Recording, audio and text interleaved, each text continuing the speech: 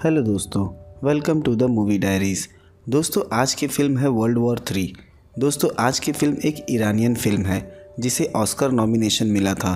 एक बेहतरीन फ़िल्म जिसे हम देख पाते हैं कि समाज कैसे एक अच्छे इंसान को दुनिया के सबसे क्रूर शासक में बदल देता है। जी हाँ, मैं बात कर रहा हूँ हिटलर की। हिटलर का इससे भयानक रूप शायद आज से पहले किसी ने देखा होगा। दोस्तों हम कमरे में बैठे हुए एक शख्स को देखते हैं। वो साइन लैंग्वेज में बात कर रहा था कि जब वो यहाँ आ रहा था तो उसने सड़क पर देखा एक कार ने एक कुत्ते को टक्कर मार दी और वो तड़प रहा था। इस शख्स का नाम शाकिब है और वो एक ब्रोथल में बैठा है, एक वैश्यालय। वो जिसे ये सब बता रहा है उस महिला का नाम लदान है जो कि इस ब्रोथल में एक वैश्या है। कुछ वक्त पहले ही शाकिब की पत्नी और उसका बेटा एक अर्थक्वेक में मारे गए। तब से अक्सर वो यहाँ अपना अकेलापन दूर करने आता है। अब उसके पास रहने को घर नहीं, इसलिए वो मज़दूरों की तरह यहाँ वहाँ काम के सिलसिले में भटकता रहता है। तभी वहाँ लदान का दूसरा कस्टमर आ गया और शाकिब वहाँ से निकल गया। उसे शायद ये पसंद नहीं कि लदान गैर पुरुषों के साथ संबंध बनाए। हम देखते हैं वो वहीं के एक स्टोर पर काम करता है क्योंकि वहाँ उसके रहने और खाने की व्यवस्था हो जाती और कुछ पैसे भी मिल जाते। वो पढ़ा लिखा भी नहीं है कि उसे कोई ढंग की नौकरी भी मिल सके, पर अब वो स्टोर मालिक के तानों से तंग आ चुका था कि तुम काम के वक्त अपने पर्सनल काम मत किया करो, जैसे कपड़े धोना। अगर ये सब करना है तो कहीं और जाकर करो। दूसरे दिन हम देखते हैं वो सड़क पर कुछ मज़दूरों के साथ बैठा है।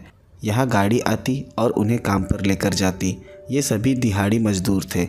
वहाँ एक गाड़ी आई और सभी मज़दूर उसमें भर गए, पर शाकिब को उसमें जगह नहीं मिली। तभी वहाँ एक और ट्रक आई और उसमें उसे जगह मिल गई। यहाँ किसी फिल्म के सेट का काम चल रहा था जहाँ काफ़ी मज़दूर लगे थे। वहाँ शाम तक काम किया और पैसे लेकर निकल गया। शायद कल फिर आना होगा क्योंकि काम अभी तक ख़त्म नहीं हुआ था। वो जिस जगह रहता है वो किसी कबाड़ खाने से कम नहीं। दूसरे दिन फिर वो उसी सेट पर पहुँच गया। काम मेहनत भरा था पर पैसे अच्छे थे। वहाँ उनके खाने का इंतज़ाम भी ठीक ठाक था। शाम वहाँ उन्हें पैसे दिए गए। जो फिल्म का प्रोड्यूसर है उसका नाम नुसराती है। वो वहीं बैठा कुछ काम कर रहा था। शाकिब उसके पास गया। उसने पूछा क्या मैं कल वापस आ सकता हूँ। नुसराती ने पूछा कि तुम कहाँ रहते हो। शाकिब ने बताया वो अपने दोस्त के शॉप पर रहता है। उसका कोई घर नहीं, पत्नी और बच्चे एक अर्थक्वेक में मारे गए। नुसराती ने हसन को अपने पास बुलाया, कहा कि तुम अपने कज़न को वापस लौटा दो क्योंकि वो अभी तक पहुंचा नहीं। आज रात शाकिब यहीं रुकेगा, इसके रहने का इंतज़ाम कर दो, शायद रात कुछ काम पड़ जाए। जाने से पहले शाकिब को वार्निंग दी कि यहाँ कोई दोस्त और फैमिली मेम्बर नहीं आना चाहिए। वो उसे सेट के भीतर ले गया। वहाँ एक अंधेरा कमरा था जहाँ इलेक्ट्रिसिटी का भी इंतज़ाम नहीं। उसे आज रात यहीं रुकना होगा। अगर कुछ ज़रूरत पड़ी तो हसन रेड हाउस में है। रात वो वहीं रुका। सुबह होते ही फिर काम पर लग गया। कैंटीन से लेकर बाहर के सभी काम को वो देखता था। सभी मज़दूर बाहर काम कर रहे थे। तभी कुछ क्रू के लोग आए और उन मज़दूरों को जल्दी जल्दी कपड़े उतारने को कहा और उन्हें दूसरे कैदियों वाले कपड़े दिए। शाकिब तो काफ़ी कंफ्यूज था कि यहाँ हो क्या रहा है। शायद शूटिंग के लिए उन्हें और लोगों की ज़रूरत थी। यहाँ हमें पता चलता है कि ये सेट वर्ल्ड वॉर 2 के कॉन्सेंट्रेशन कैंप का है जहाँ जीविश लोगों को प्रिजनर बनाकर रखा गया था।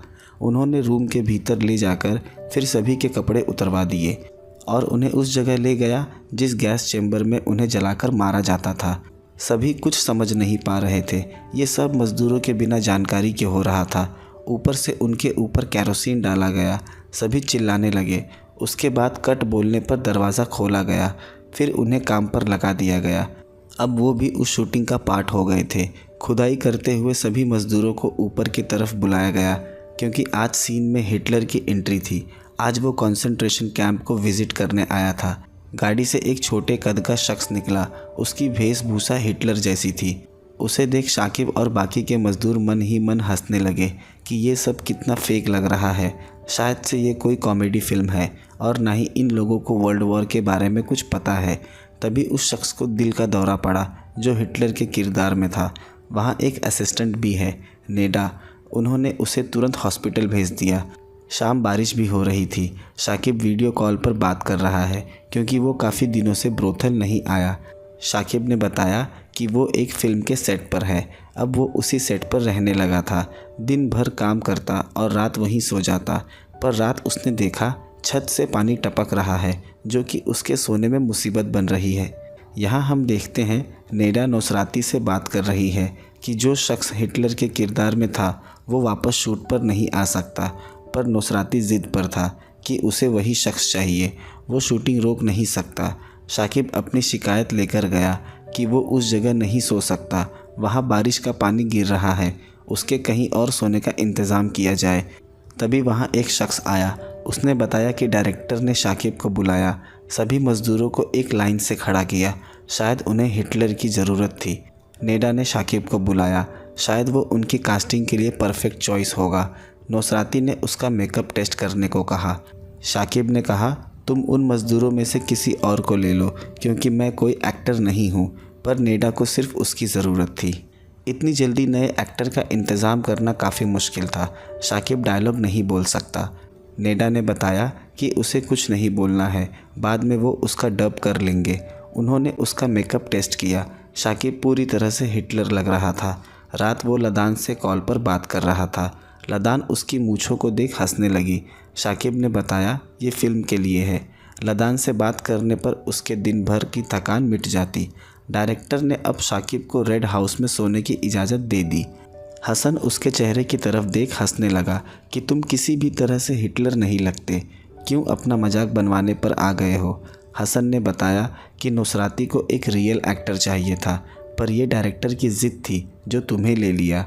एक काम करो, तुम अपना नाम वापस ले लो और बता दो मैं ये नहीं कर सकता। रात काफ़ी सोचने के बाद उसने अपनी मूँछों को शेव कर दिया।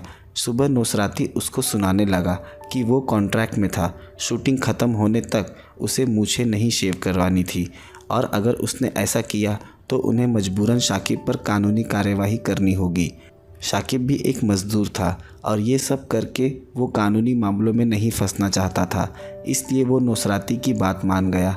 आगे की शूटिंग वो नकली मूछ लगाकर करेंगे, पर जब तक वो कॉन्ट्रैक्ट में है वो कोई उल्टी सीधी हरकत नहीं करेगा। दूसरे दिन शूट पर 10 टेक्स लिए जा चुके हैं, पर शाकिब ने अब तक एक परफेक्ट शॉट नहीं दिया। वो हिटलर वाला अंदाज उसमें नज़र नहीं आ रहा था। डायरेक्टर ने उसे अपने पास बुलाया और उसे समझाया कि तुम दुनिया के सबसे क्रूर इंसान का किरदार निभा रहे हो, किसी की हत्या करने में जिसके हाथ ज़रा भी नहीं कांपते थे। इस बार शाकिब काफ़ी गुस्से में गया और एक एक करके सभी को शूट कर दिया। रात वो फिर लदान से बात कर रहा था। उसने उसे अपना कमरा दिखाया, जो कि अब उसे रहने के लिए दे दिया गया है, और उन्होंने अब उसे मज़दूरों वाले काम को भी करने से मना कर दिया। दूसरे दिन शूट ख़त्म होने के बाद उसे लदान का कॉल आया। उसने देखा कि वो रो रही है। पूछने पर उसने अर्जेंट शाकिब को मिलने के लिए बुलाया। उसने नुसराती की परमिशन ली कि उसे एक ज़रूरी काम याद आ गया है, वो जल्द ही लौट आएगा। यहाँ वो आकर लदान से मिला। लदान ने बताया कि ब्रोथल के लोगों ने उसे ज़बरदस्ती सिरिंज में ड्रग भर के देने की कोशिश की, ताकि उसे दर्द का सामना न करना पड़े और वो उन लोगों के लिए दिन रात काम करती रहे। पर अब वो उस जगह लौटकर वापस नहीं जाना चाहती। शाकिब ने उससे पूछा, तो फिर वो जाएगी कहाँ? क्या वो सड़कों पर सोने वाली है? लदान ने कहा, मुझे अपने साथ ले चलो। पर शाकिब उसे नहीं ले जा सकता, क्योंकि वहाँ डायरेक्टर ने किसी को भी लाने से मना किया है। लदान ने उससे रिक्वेस्ट किया कि वो किसी तरह से उसे वहाँ 3 से 4 दिन छिपा ले। शाकिब ने काफ़ी कोशिश की उसे मना करने की, पर वो उसे मना नहीं कर सका। वो लदान को अपने सेट की जगह ले गया।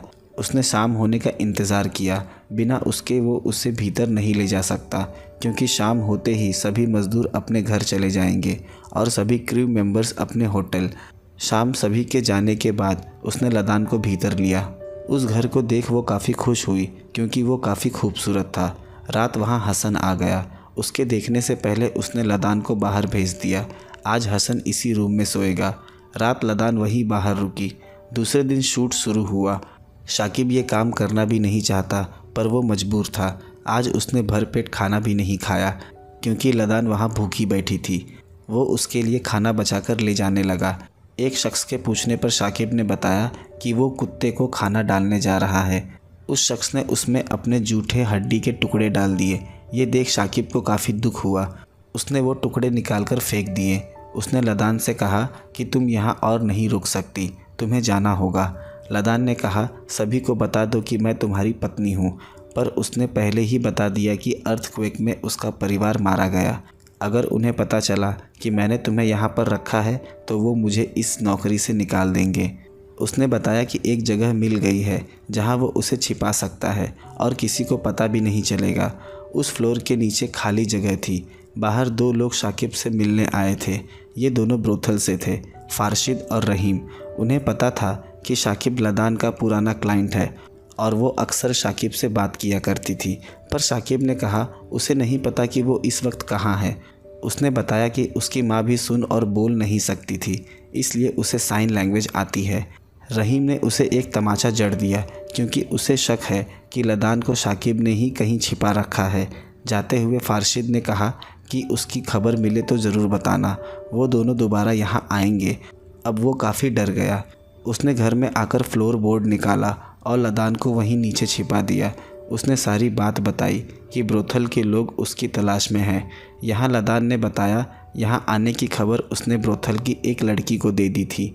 शाकिब ने कहा आज रात वो उसे बस अड्डे पर ले जाएगा जहाँ से वो तेहरान जाकर अपनी ज़िंदगी की नई शुरुआत कर सकती है। ये सुन लदान काफ़ी दुखी हो गई क्योंकि वो नहीं जाना चाहती। तेहरान में भी उसका कोई नहीं। शाम होते ही वो उसे लेकर निकल गया। दोनों खामोश थे। शाकिब ने उसे तेहरान की टिकट निकाल कर दी, पर लदान उससे काफ़ी नाराज़ है। वो जाकर तेहरान की बस में बैठ गई, यहाँ तक कि उसने शाकिब की तरफ मुड़कर भी नहीं देखा। उससे ये सब देखा नहीं गया और वो वापस लदान को लेकर अपने सेट पर आ गया। वहाँ से आने के बाद हम देखते हैं फारशिद और रहीम घर में घुस गए और लदान को देख लिया। उसके बाद उन्होंने शाकिब को बहुत मारा। वो लदान को वहाँ से लेकर जाने लगे, पर शाकिब उसे जाने नहीं देना चाहता। फारशिद ने कहा 100 मिलियन लेकर आओ और लदान को हमेशा के लिए लेकर चले जाओ। इंडियन रुपीज़ में तकरीबन 2 लाख हो गए। फारशिद ने उसे सिर्फ 1 दिन का वक्त दिया। उसने और दिन मांगे पर वो राज़ी नहीं। इतने जल्दी वो इतने पैसों का इंतज़ाम कैसे करेगा। शाकिब अब पूरी तरह से टूट गया था। लदान भी रोने लगी। वहाँ टूटे हुए प्लेट्स को उसने उठाया। लदान ने कहा कि वो उसे जाने दे, वो उसकी वजह से अपनी ज़िंदगी न बर्बाद करे, पर शाकिब ने उसे यकीन दिलाया वो कोई ना कोई रास्ता ज़रूर निकाल लेगा। सुबह वो काफ़ी सोच में खड़ा था क्योंकि कल उसे पैसे देने होंगे। उसने नेडा को पास बुलाया। उसने कहा कि वो और काम नहीं कर सकता। उसने बताया कि मेरी माँ को ऑपरेशन के लिए पैसे चाहिए, उसे 100 मिलियन की ज़रूरत है। ये बात नौसराती तक गई जो इस फिल्म का प्रोड्यूसर है। नौसराती ने उसे 20 मिलियन का चेक बना कर दिया क्योंकि उसने प्रोडक्शन पर 25 बिलियन खर्च कर दिए हैं और वो कर्ज में जा चुका है, इसलिए अभी तो वो उसे 100 मिलियन नहीं दे सकता। शाकिब भागता हुआ लदान के पास गया। वो खुशी से मगन था, पर वो सिर्फ 20 मिलियन ही थे। उसने कहा कि मैं इसे देकर उससे थोड़ा और वक्त मांग लूँगा, कुछ दिनों में शूटिंग ख़त्म हो जाएगी। वो उसका सारा पैसा चुकाकर ये शहर छोड़कर कहीं दूर चले जाएंगे। रात वो दोनों साथ बैठे थे। कल वो ले जाकर चेक फारशिद को देगा। लदान के पास एक सोने का कंगन था। उसने कहा इसे बेचकर उस पैसे में जोड़ दे, थोड़ी मदद हो जाएगी, पर उसने मना कर दिया।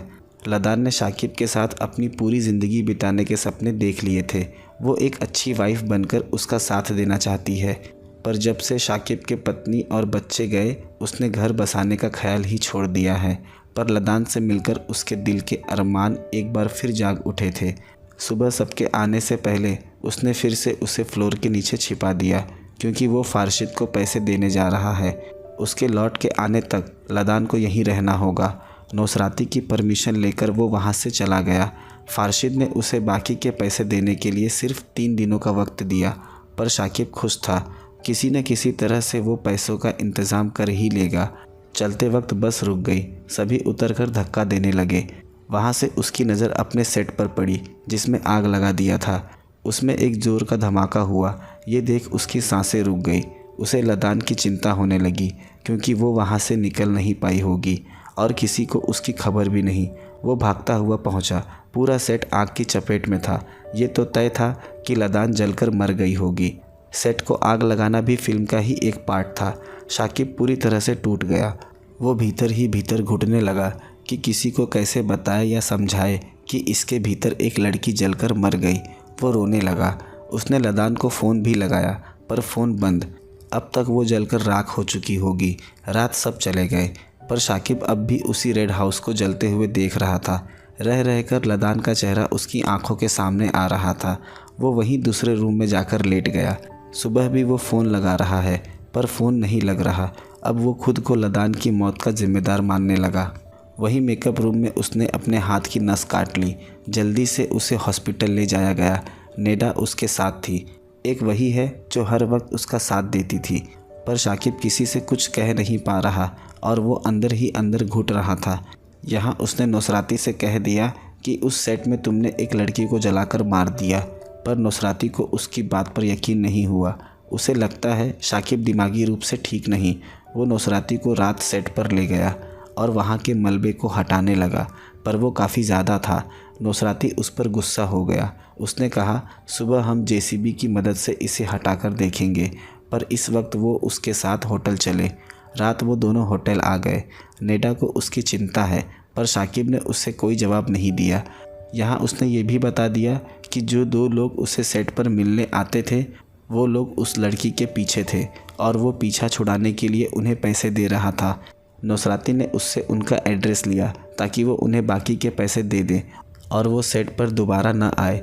दूसरे दिन हमने देखा जब सुबह शाकिब नुसराती के साथ सेट पर आया तो वहाँ पहले ही जेसीबी और ट्रक खड़ी थी जो उस मलबे को ले जाने का काम कर रही थी। ये देख शाकिब गुस्सा हो गया कि उसने रात में कहा था कि वो उसके सामने खुदाई करेगा। वो नुसराती को गुस्से में मारने लगा क्योंकि सेट को आग लगाने का जिक्र उससे किसी ने नहीं किया था। नुसराती भी काफ़ी शातिर और स्वार्थी है।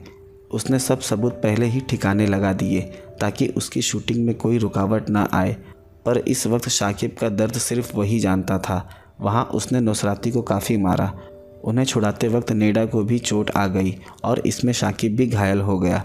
वहाँ उसने सभी को चिल्लाकर बता दिया कि इसमें एक लड़की जलकर मर गई, पर किसी को परवाह नहीं, किसी को भी उसकी बात पर यकीन नहीं। सब उसको पागल समझते हैं। सिर्फ नेडा को उसकी बातों पर यकीन था। रात नुसराती ने शाकिब को होटल बुलाया और उसने बताया कि लदान ब्रोथल वापस चली गई है। उसने फारशिद को कॉल लगाकर उससे बात कराई। शाकिब को पता चल गया कि सब झूठ बोल रहे हैं। नुसराती ने जाकर फारशिद को पैसे दे दिए और उसे ऐसे कहने को कहा। शाकिब को काफ़ी दुख हुआ कि एक लड़की जलकर मर गई और उसका यहाँ तमाशा बनाया जा रहा है। उसे पता है कि इन्होंने लदान की लाश को कहीं दफन कर दिया है। यहाँ नेडा उसके लिए बात करती है कि शाकिब पहले ब्रोथल जाकर देखेगा। अगर लदान वहाँ हुई तो ही उसके बाद फिल्म की शूटिंग शुरू होगी। शाकिब लदान को देखने चला गया पर उसे ब्रोथल में घुसने नहीं दिया गया। रहीम उसे अपने साथ लेकर गया जहाँ फारशिद उसका इंतज़ार कर रहा था। उसने बताया कि ये सब उसने डायरेक्टर और प्रोड्यूसर के कहने पर कहा। लदान कभी ब्रोथल लौटकर आई ही नहीं, पर फारशिद इन सब मामले में नहीं पड़ना चाहता। शाकिब अब पुलिस स्टेशन कंप्लेन करने जा रहा था पर नुसराती ने उसे रोक लिया। कहा अगर पुलिस स्टेशन जा रहे हो तो कॉन्ट्रैक्ट भी साथ लेकर जाओ। कॉन्ट्रैक्ट के मुताबिक उसे प्रोड्यूसर को 23 बिलियन लौटाने होंगे जो कि फ़िल्म की कुल लागत है, जो शाकिब के बस की बात नहीं। इसलिए वो इन सब मामले में न पड़े तो ही अच्छा है और वो चुपचाप शूटिंग पर चले। शाकिब अब फंस चुका था, न यहाँ का न वहाँ का। वहाँ से वो एक डॉक्टर के पास गया अपनी चोट ठीक करवाने। चुपके से उसने डॉक्टर के लॉकर में से एक बोतल निकाल ली। वहाँ से वो होटल आ गया। यहाँ नेडा ने उससे लदान के बारे में पूछा पर शाकिब ने झूठ कह दिया कि वो ब्रोथल में है। अब यहाँ उसके मन में क्या चल रहा था ये बस वही जानता है। दूसरे दिन सभी शूट पर लौट गए। शाकिब हिटलर के गेटअप में रेडी हो रहा था, पर आज बात कुछ और थी। उसकी मौजूदगी हिटलर का वो डर महसूस करवा रही थी। उसकी खामोशी कुछ बुरा घटित होने का संकेत दे रही थी। तभी वहाँ एक बूढ़ा मजदूर एक कंगन लेकर आया जो उसे बाहर से मिला। ये कंगन लदान का था। शाकिब ने उसे वहीं पास ले जाकर दफन कर दिया। उन आँखों से डर जैसे ख़त्म हो गया है। तभी वो डॉक्टर वहाँ सेट पर आ गया। ये वही डॉक्टर है जिसने कल उसका इलाज किया था। उसने पूछा कि मेरे लॉकर से पॉइज़न की बोतल गायब है, जिसका पता सिर्फ शाकिब को था। दोनों वहीं ट्रेन के एक डब्बे में बैठे थे। डॉक्टर के पूछने पर भी उसने बताया नहीं कि उसने उस जहर का क्या किया। जब डॉक्टर ने सभी को ये बात बताने की धमकी दी तो शाकिब ने उसे जान से मार दिया। उसके बाद वो उस डब्बे से बाहर निकलकर कैंटीन की तरफ आया जहाँ सभी लंच पर बैठे थे। यहाँ वो सभी को ध्यान से देखने लगा। यहाँ हमें पता चला कि उसने सारे खाने में जहर मिला दिया था। खाना खाने के बाद एक मरने लगे और कहानी इसी दृश्य के साथ ख़त्म हो गई। दोस्तों, इस फिल्म का नाम वर्ल्ड वॉर 3 है और सच में ये फिल्म इस नाम को पूरी तरह से जस्टिस देती है, क्योंकि मैंने आज तक हिटलर का इतना डार्क कैरेक्टर कभी नहीं देखा। हिटलर का वास्तविक रूप जिस तरह का था, हिटलर बिना एक शब्द बोले बस अपनी खामोशी से ही किसी के पसीने छुड़वा दे, और इस फिल्म में हमें हिटलर की वो प्रेजेंस महसूस होती है। वेन्स फिल्म फेस्टिवल में इसे बेस्ट फिल्म के लिए गोल्डन लायन अवार्ड मिला। दोस्तों, अगर कहानी पसंद आई हो तो वीडियो को लाइक शेयर ज़रूर कर दें और चैनल को सब्सक्राइब करना ना भूलें। मिलते हैं अगले वीडियो में एक नए एक्सप्लेनेशन के साथ।